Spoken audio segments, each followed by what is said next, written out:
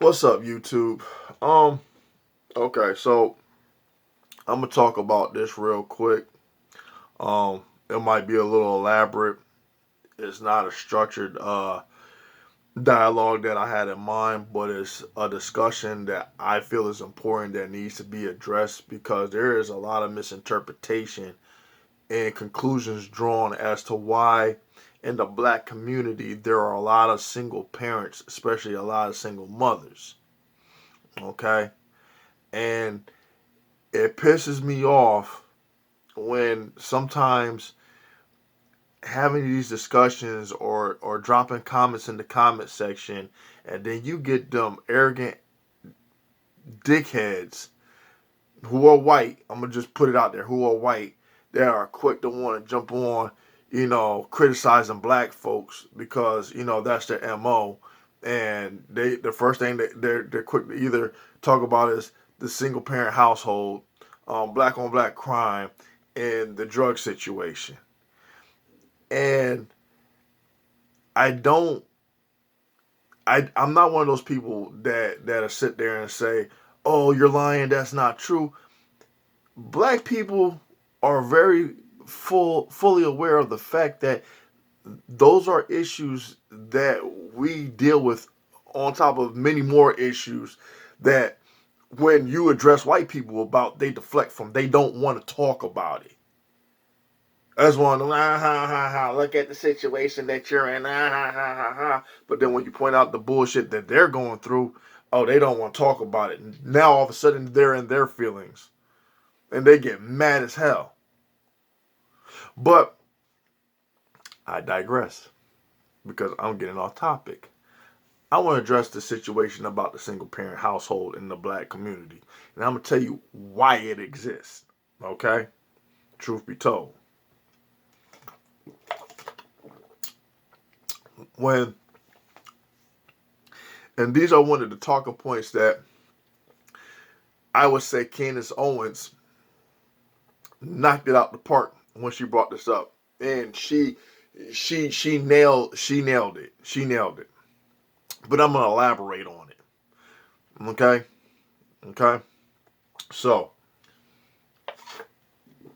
when you had the system created, the welfare system created, which mostly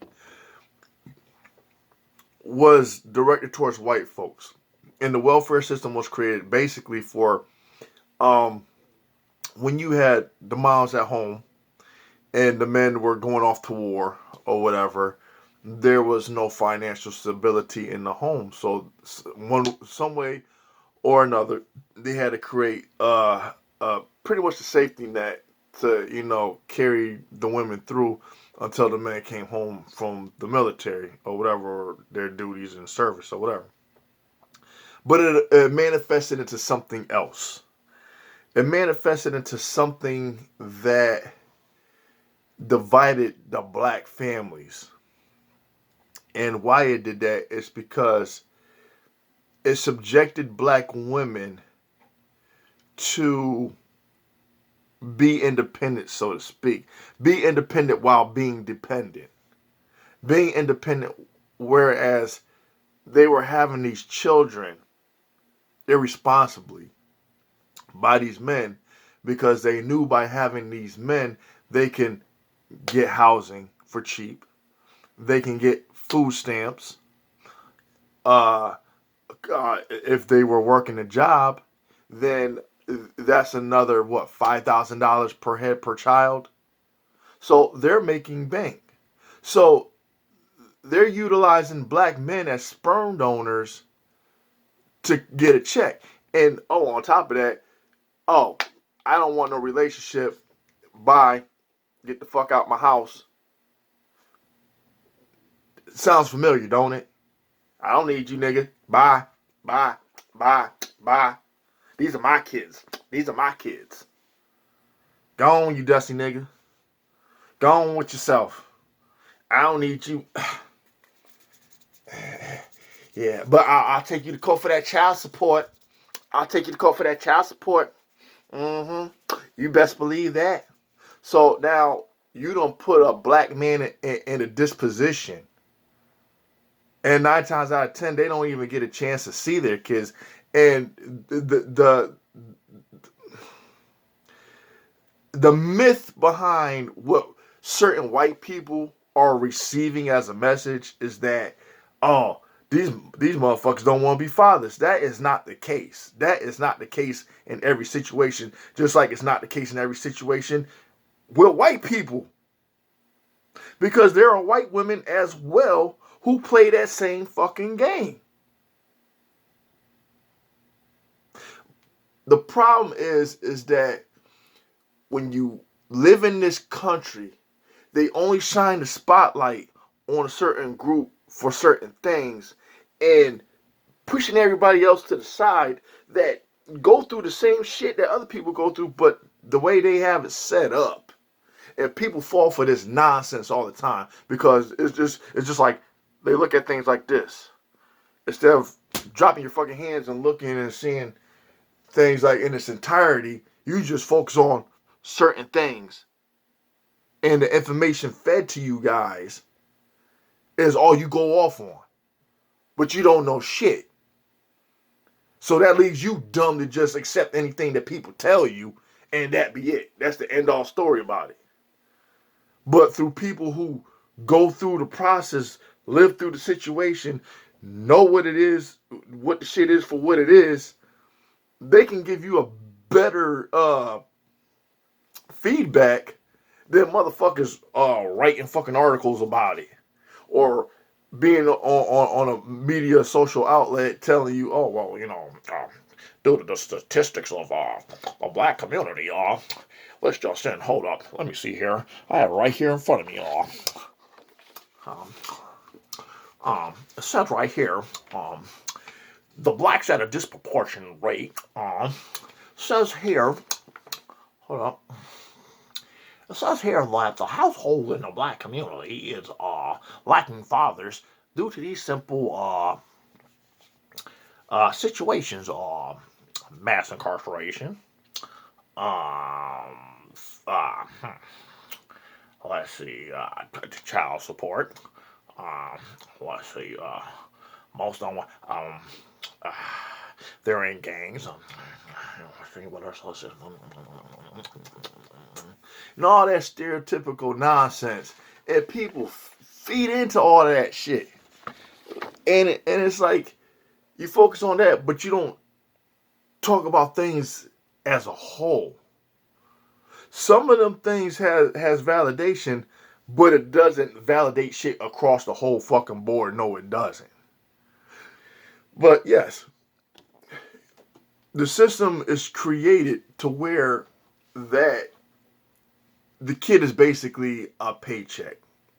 The kid is not there to be raised, to be taught to be right, do right, respect, especially the fathers, um, and and the mothers, the mother, and it's not all, because there are some single mothers across the board, whether it be black, white, Hispanic, or whatever, that do try to do right, try to co-parent and stuff like that, and they're not vindictive or vicious or just have a distaste for men and stuff like that.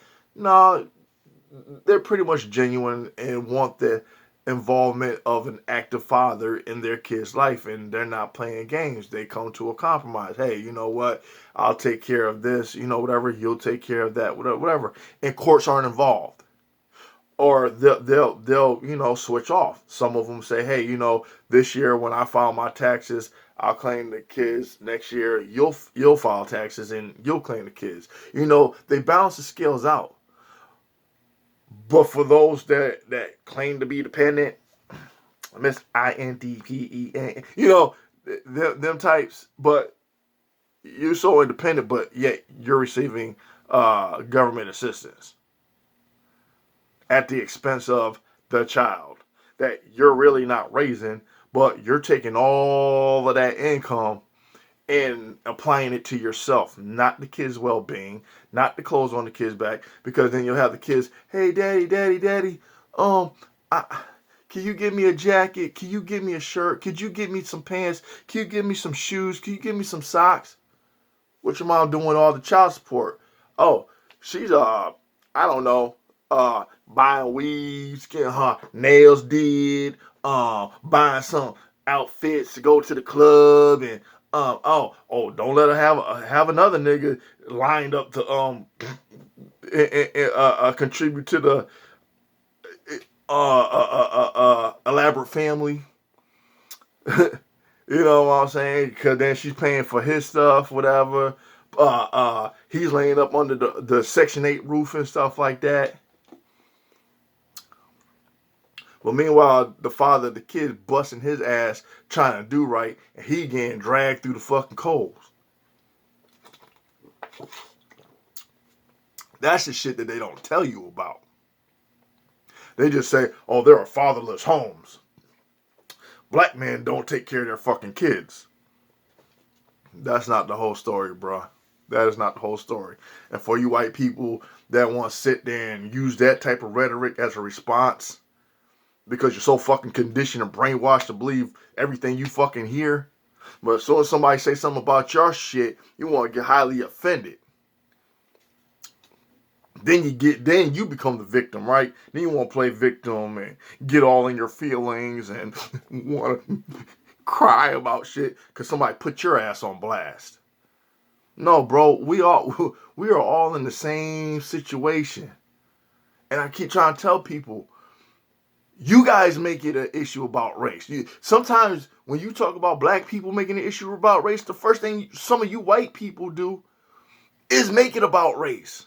With your generalizations and shit. And your bigotry and your stereotypes that you want to throw in to say tag you're it with your own ignorance. But as soon as that shit boomerangs and comes back to you, you can't handle it. Then you get all defensive and want to deflect it. Then you don't want to answer questions and shit. When people say, well, how come it's like this in your community or in your race? Or how do you explain the shit that goes on in there? You don't get a response. All they just keep saying is, well, what about you black people doing this? What about you black people doing that? What about this, that? Why don't you answer the fucking questions? Why do white people do this? And why do white people do that? And how come you guys be in these fucked up situations and shit like that? Why don't you answer those questions? But you don't. Instead, you deflect. I mean, if you're all about knowledge and all this information that you guys have, why don't you have knowledge about your own bullshit? Because since you're so busy worrying about what's going on in this community and stuff like that, just so you can have something to shit on people about, you're neglecting to observe what's going on with your own race that other people are taking notice of. And when they call you out on it, you don't like that.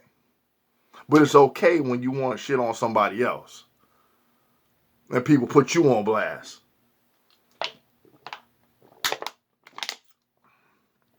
But I just wanted to do some clarification because people are misled to believe nonsense.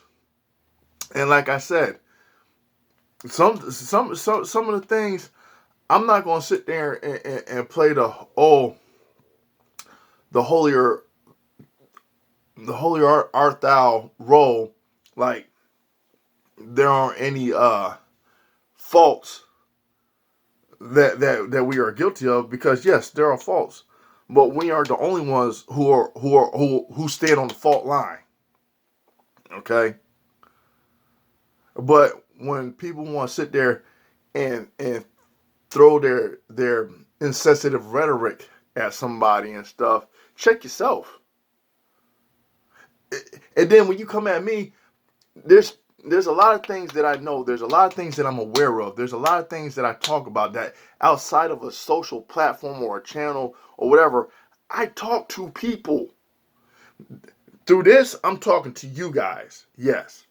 But the feedback that I do reading, I pick up a book, I read articles, I do my due diligence and research and stuff. I engage with people in actual conversations and stuff. We talk about things. When I go to my groups and stuff, there's a lot of topics that are put on tables that we discuss in the world. And there's a lot of things that have been debunked. And being that I'm one of the only people of color in my groups and stuff like that, I get asked a lot of questions and I have to debunk a lot of these stereotypes.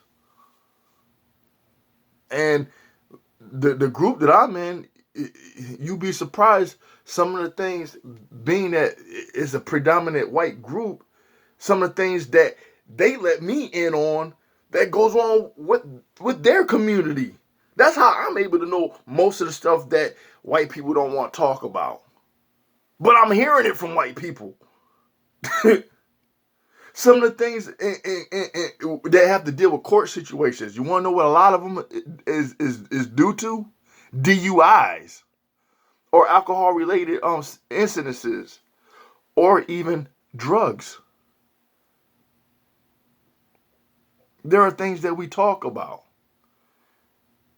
but there are things that people aren't aware of because they don't know.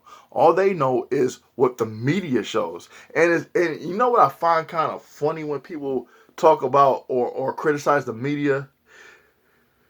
In one breath, they criticize the media to say the media is full of shit.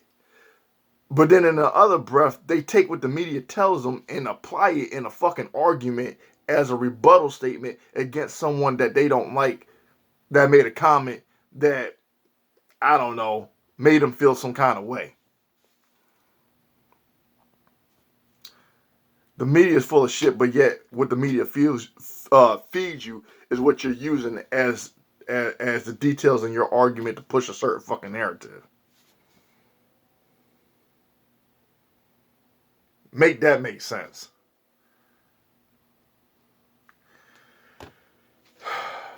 Whatever. But anyway, that's all I got for tonight. Until next time, until next video, peace.